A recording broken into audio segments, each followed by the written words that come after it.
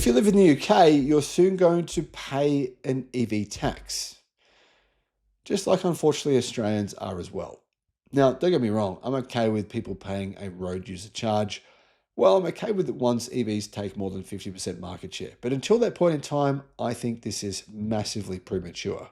YouTube's new algorithm means that you're often not getting all of our videos in your feed. Pretty sure you're probably not seeing a lot of them. In the description, there is a link to our newsletter. Click on that and you can get an update every day of all the latest news in the electric car industry.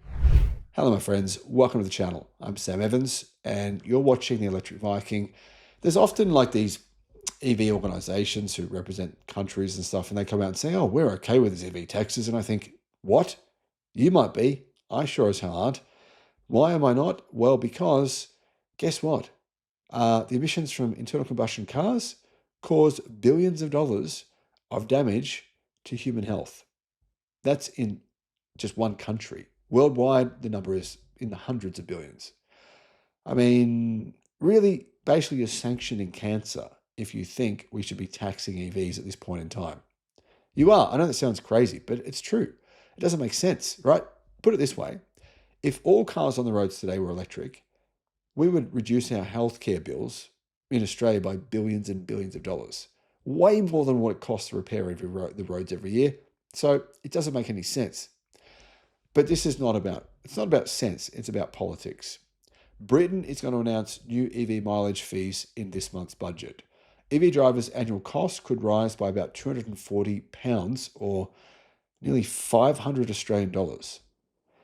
Anyway, electric car owners in the UK will soon find their zero emissions glow dimmed slightly by the Labor government.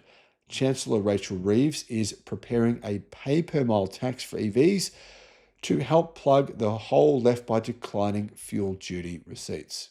With more drivers ditching petrol pumps for charging cables, and in the UK, EV sales have hit around 25%, so 1 in 4, the Treasury suddenly finds itself missing billions in the please drive somewhere so we can tax you for it department, says Car Scoops.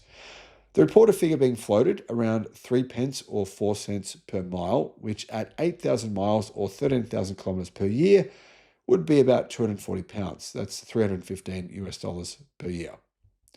The government is expected to argue that while UK EV drivers might be disappointed by the new charge, they'll still get a better deal than drivers of petrol and diesel engine vehicles who pay around £600 or $784 per year in fuel duty. Now, I don't agree with this at all. But one of the reasons why is because basically, if you've got an EV, you'll have to fill out a logbook to tell the government how many kilometers you drive every year.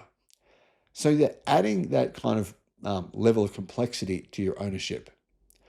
Anyway, the Daily Telegraph says that this will be another blow to EV drivers who from this year have been forced to pay the annual vehicle excise duty previously only payable by petrol and diesel drivers.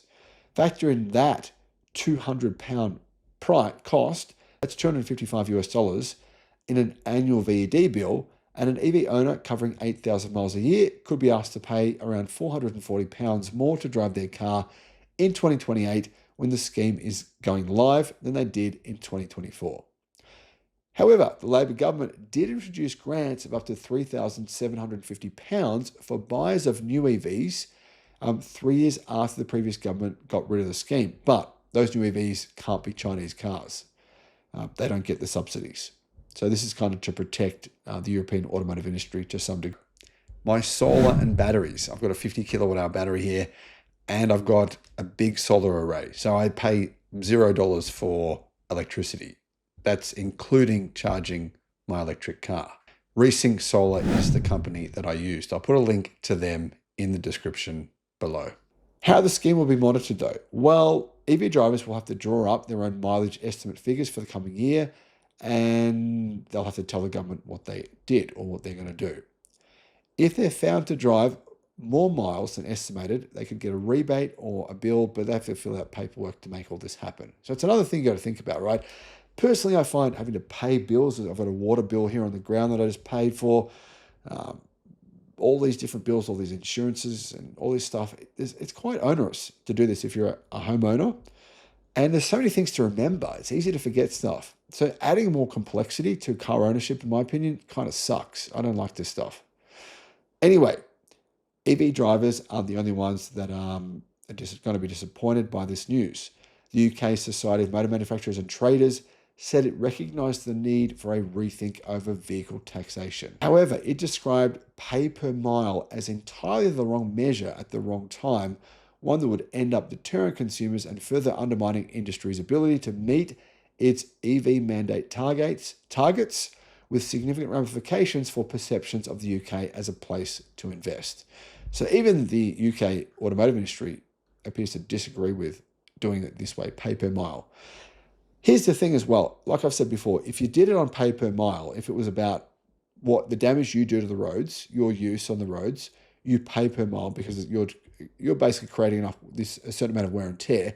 Well, then the thing is, the data in the UK and Australia and America says that 90% of the damage to roads is caused by large trucks. That would mean trucks would be footing the majority of the bill. And the cost for EV drivers and normal car drivers would be minuscule. It'd be like £10 a year. It'd be tiny. But it's not about that, really. It's just about another government tax, ultimately. Guys, let me know what you think in the comments. Thanks for watching. Bye-bye.